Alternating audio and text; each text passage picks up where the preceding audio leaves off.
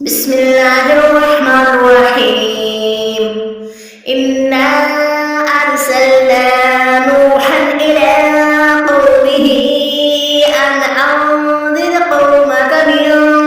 قبل أن يأتيهم عذاب أليم. قال يا قوم إني لكم نذير مبين أن اعبدوا الله واتقوه وأطيعون يغفر لكم من ذنوبكم ويؤخركم إلى أجل مسمى إن أجل الله إذا جاء لا يؤخر لو كنتم تعلمون. قال رب إني دعوت قومي ليلا ونهارا فلم يزدهم دعائي إلا فرارا وإني كلما دعوتهم لتغفر لهم جعلوا أصابعهم في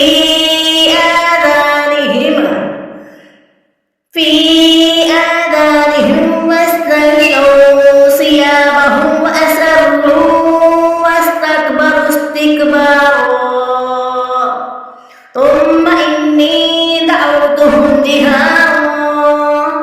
ثم إني أعلنت لهم وأسررت لهم إسرارا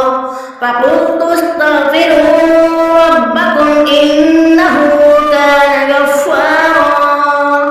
يرسل السماء عليكم مدرارا ويمددكم بأموال وبنين ويجعل لكم جنات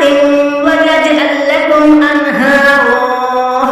ما لكم لا ترجون لله وقارا وقد خلقكم أطوارا ألم تروا كيف خلق الله سبع سماوات طباقا وجعل القمر فيهن نورا وجعل الشمس سراجا والله أنبتكم من الأرض نباتا ثم يعيدكم فيها ويخرجكم إخراجا والله جعل لكم الأرض بساطا لتسلكوا منها سبلا فجاجا. قال نوح رب إنهم عصوني واتبعوا من لم يزده ماله وولده إلا خسارا ومكروا مكرا كبارا وقالوا لا تذرن آلهتكم ولا تذرن ودا ولا سواعا ولا يغوث ويعوق ونسرا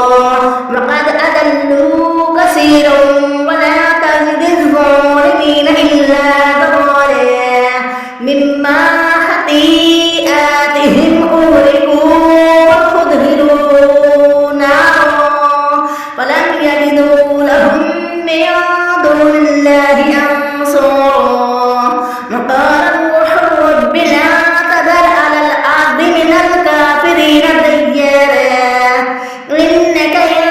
تذرهم يضلوا عبادك ولا يلدوا إلا فاجرا كفارا. رب اغفر لي ولوالدي ولمن دخل بيتي مؤمنا وللمؤمنين والمؤمنات